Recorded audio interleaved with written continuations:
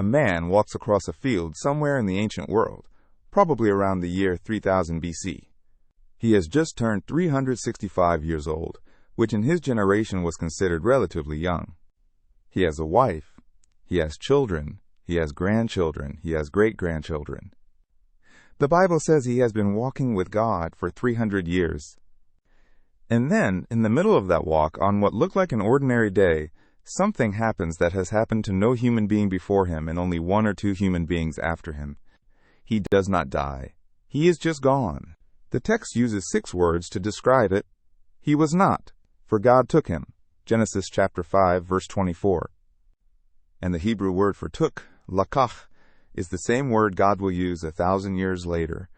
And the Hebrew word for took, laqach, is the same word God will use 1,000 years later when he takes another prophet up into a whirlwind, and then a third time 1,000 years after that when he takes a third figure up the side of a mountain in the middle of the night.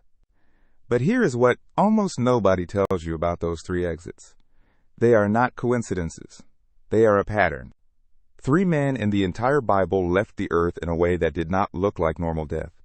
3 men became, in some way, exceptions to the most universal rule there is: Enoch, Elijah, Moses. And every single time one of them disappeared, the text leaves a strange door open behind them, a door that the rest of the Bible keeps walking back through. By the time you get to the last chapter of the New Testament, all 3 of them are still showing up. They are not buried, they are not finished, they are not done. And the reason matters more than you think. Let me show you what I mean. Start with Enoch. He is the 7th from Adam, which in Hebrew genealogies is the position of completion. Cain's line and Seth's line both have a 7th generation, and in Cain's line the S. Cain's line and Seth's line both have a 7th generation, and in Cain's line the 7th from Adam is Lamech, a violent murderer who boasts about killing a young man. In Seth's line, the 7th from Adam is Enoch, who walks with God. The contrast is deliberate. 2 families, 2 trajectories, 2 7ths. One ends in death. One ends in something the text struggles to even name. Genesis chapter 5 is what scholars call the death chapter. It is a long list of names, and after every single name, the text says the same thing. He lived this many years, and he begot sons and daughters, and all the days of him were this many years, and he died. He died. He died. He died. 8 times in the chapter. It becomes a drumbeat. You almost expect the next one. You read past Adam, Seth, Enosh, Kenan, Mahalalel, Jared, and you brace for the same ending. And then you read verse 22, and the rhythm breaks. Enoch walked with God 300 years, and begot sons and daughters. So all the days of Enoch were 365 years. And Enoch walked with God, and he was not, for God took him. No death, no tomb, no mourning, just gone. Now think about what that does to the surrounding text. The chapter is making one point, over and over and over, that the wages of sin is death, that the curse of Genesis chapter 3 is working its way through every human family, that dust returns to dust without exception. And then, in the middle of that drumbeat, one man does not die. The pattern breaks, and the text does not even explain it. It just records it and moves on. Methuselah, his son, lives another 969 years and dies. Lamech dies. Noah dies. The drumbeat resumes, but the gap is there. The gap is permanent. One man in the antediluvian world stepped off the page and was never found. The Hebrew word laqach is interesting. It means to take, but not in the violent sense. It is the word a bridegroom uses when he takes a bride. It is the word God uses in 2 Kings chapter 2 when he takes Elijah. It is the word the Psalms use about God receiving the righteous to himself. Psalm chapter 49, verse 15. But God will redeem my soul from the power of Sheol, for he shall receive me. The Hebrew word there is also laqach. Enoch was not snatched. He was received. He was welcomed. He was brought in. The Jewish tradition that grew up around Enoch over the next 1,000 years did not let this go. The book of 1 Enoch, written sometime between 300 BC and 100 BC, is one of the most important non-canonical Jewish texts of the Second Temple period. It claims to record visions Enoch had during his walk with God. Visions of the throne room of heaven, of angels, of the coming Messiah, of the final judgment.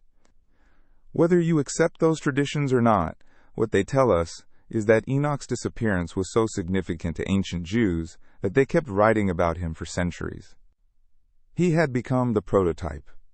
The first man who proved the grave was not the only door out. And then the New Testament picks him up. Hebrews chapter 11, verse 5. By faith Enoch was taken away so that he did not see death, and was not found, because God had taken him. For before he was taken he had this testimony, that he pleased God. Notice the precision. He did not see death. The writer of Hebrews is not speaking metaphorically. He is saying Enoch bypassed death entirely. And then the writer adds a sentence that explains the whole thing. Without faith it is impossible to please him, for he who comes to God must believe that he is. Enoch's exit was the first proof in the human story that God himself was the destination. Not death, not Sheol, God. Pause for a second and look at what just happened. The first man to leave the earth without dying did so because he walked with God for 300 years. The pattern from the very beginning was, intimacy with God leads to an exit that is not death. Hold that thought. Because the second man does the exact same thing, but louder. Fast forward about 200 years, around 850 BC, Israel is divided into two kingdoms, and the northern kingdom is being run by King Ahab and his wife Jezebel, who have imported the worship of Baal and Asherah and turned the nation into something unrecognizable. Into this mess walks a prophet from Tishbe, in the region of Gilead. His name is Eliyahu. In English we call him Elijah. The name itself is a sermon. Eli means my God. Yahu is the shortened form of Yahweh. His name literally means Yahweh is my God. Every time anyone in the story said his name, they were declaring a theological position. In a country that had stopped believing in the Lord, a man walked around with the answer embedded in his own name. Elijah's ministry is a series of confrontations. He stops the rain for 3.5 years. He raises a widow's son from the dead in Zarephath. He goes head-to-head with 450 prophets of Baal on Mount Carmel and calls down fire from heaven that consumes not just the sacrifice but the altar, the water, and the stones. He runs from Jezebel and ends up at Mount Horeb, the same mountain where Moses received the law, and there, in a still small voice, God recommissions him. And finally, his ministry comes to an end in one of the strangest scenes in the entire Old Testament. 2 Kings chapter 2. Elijah and his apprentice Elisha are walking together from Gilgal toward Bethel. Elijah keeps telling Elisha to stay behind, and Elisha keeps refusing. They walk to Bethel, then to Jericho. Then they cross the Jordan, after Elijah strikes the water with his cloak and it parts in two. They are standing on the east side of the Jordan, in roughly the same area where Moses died. And Elijah asks Elisha what he wants. Elisha says, "Please let a double portion of your spirit be upon me." Elijah answers, "You have asked a hard thing. Nevertheless, if you see me when I am taken from you, it shall be so for you."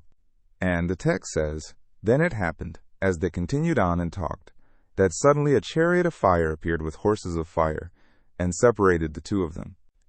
And Elijah went up by a whirlwind into heaven."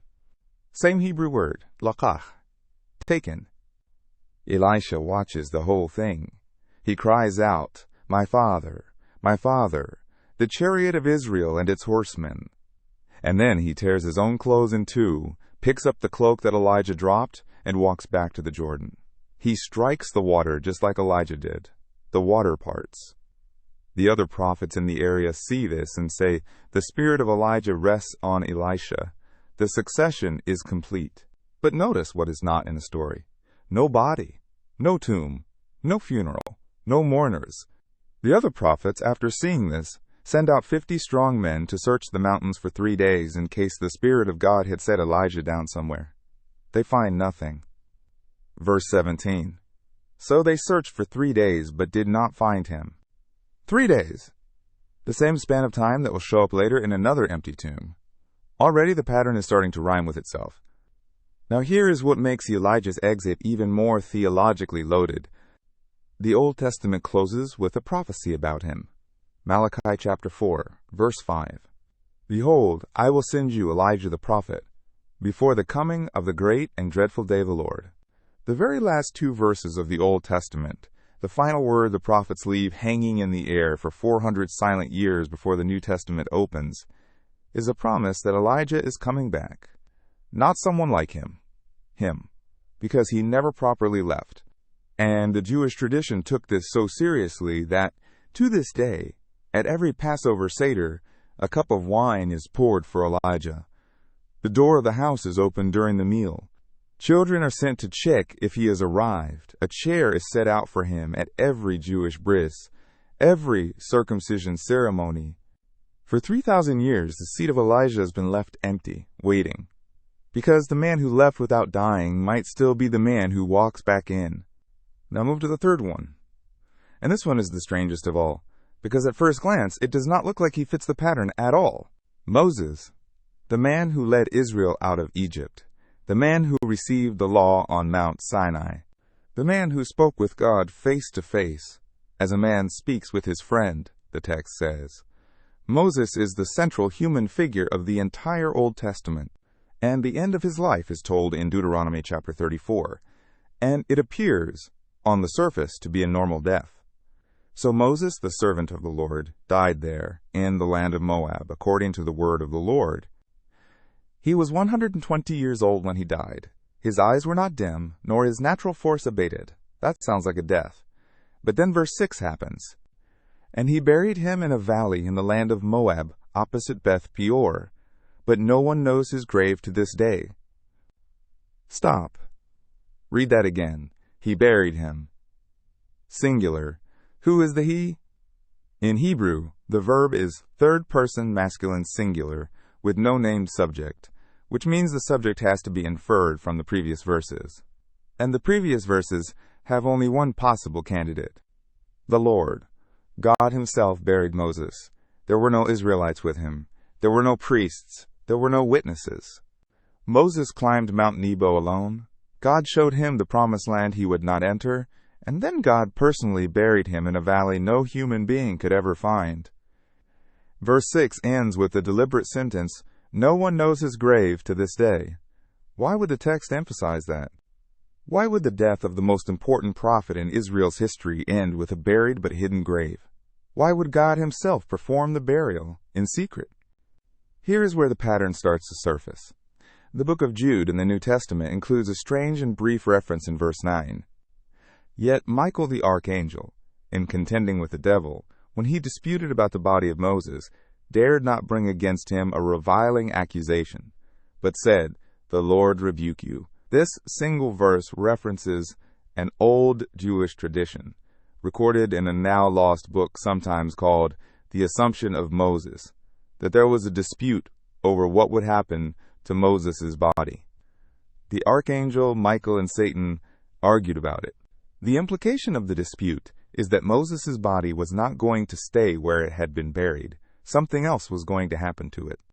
And then the New Testament gives us the proof. Matthew chapter 17, Mark chapter 9, Luke chapter 9. The event is called the Transfiguration. Jesus takes Peter, James, and John up a high mountain. And there, in front of them, he is transformed. His face shines like the sun. His clothes become white as light. And then suddenly, two men appear on the mountain with him, talking with him. Their names are Moses and Elijah. Pause. Both of them, together. The two men whose exits from the world had been mysterious. The two men whose graves were missing.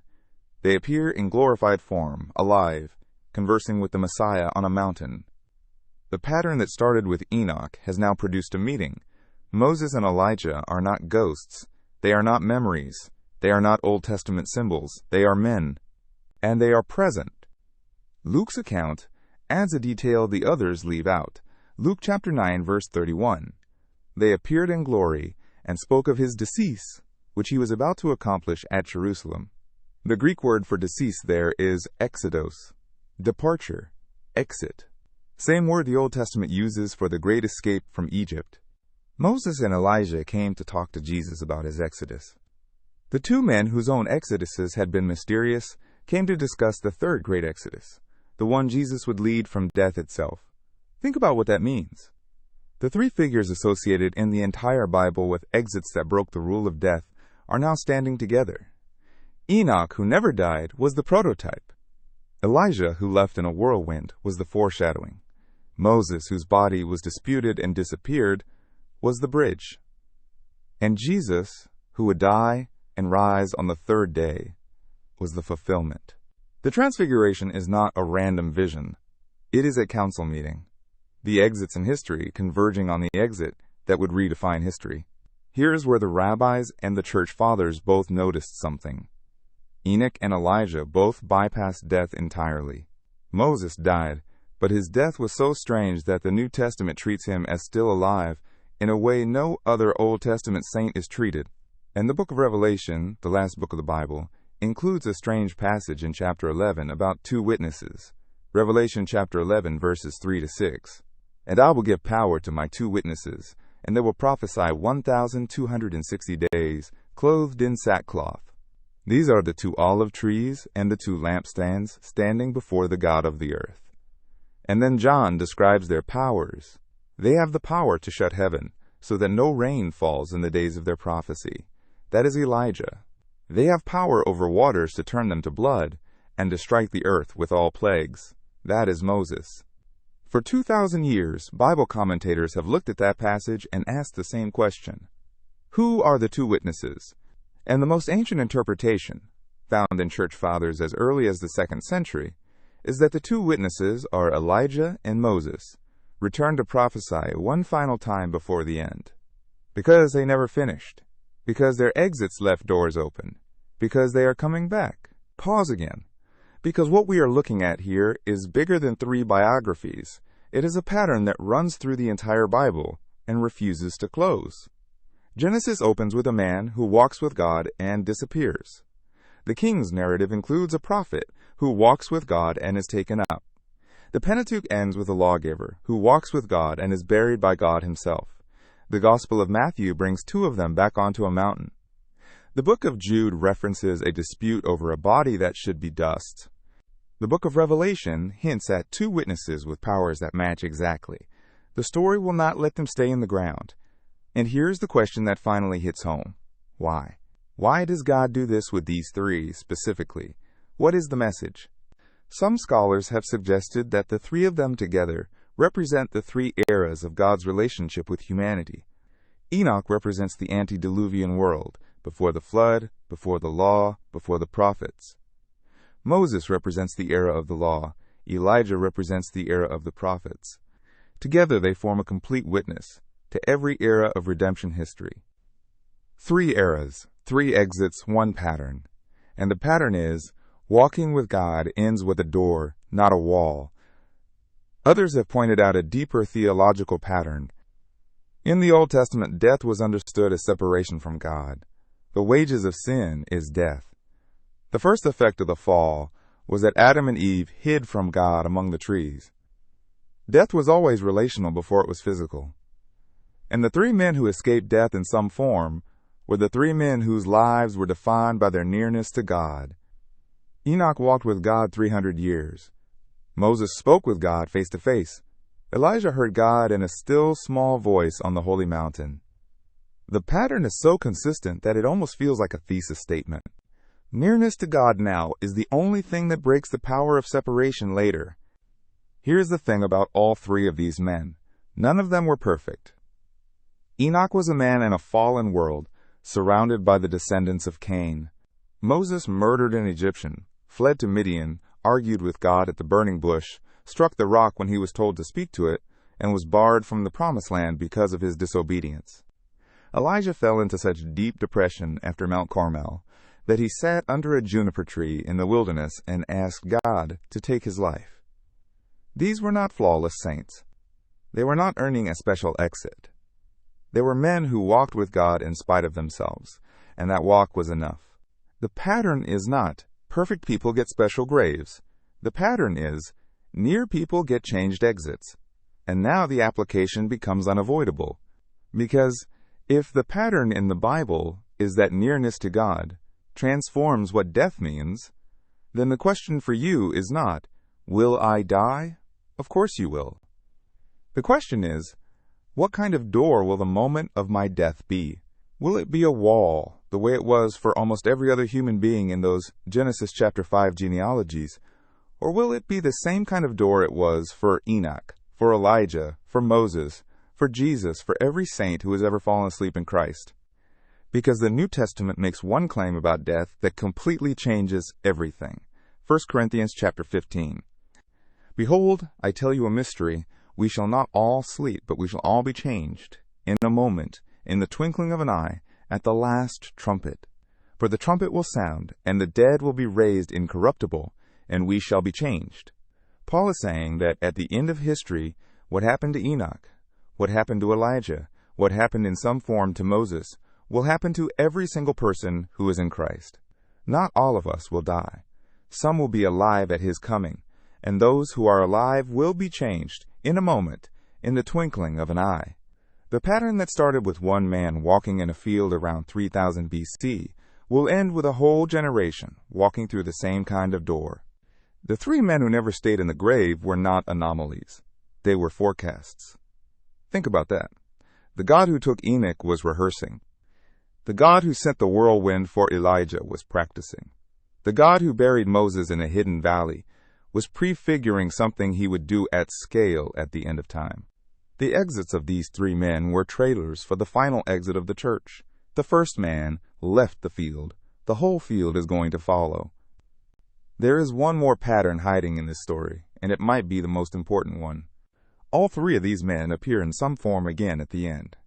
Enoch is referenced by Jude as still prophesying about the Lord coming with 10,000s of his saints. Moses and Elijah appear at the Transfiguration. Moses and Elijah are most likely the two witnesses of Revelation chapter 11. Their stories do not have endings. Their stories have intermissions. They left the stage, and the stage lights stayed on, and the script kept their lines waiting. The Bible is not a closed book about three men who got special treatment. The Bible is an open book about a story that is still being written, and three of its earliest characters are still on the cast list. Here is what stays with me the most. The Christian hope is not just that we will be remembered after death. It is not just that our influence will live on. It is not that some part of us will become a vague spiritual energy that joins the universe. The Christian hope, the hope that Enoch, Elijah, and Moses prefigured, is that the same God who took the first man out of the field will one day take every last one of his people out of the ground.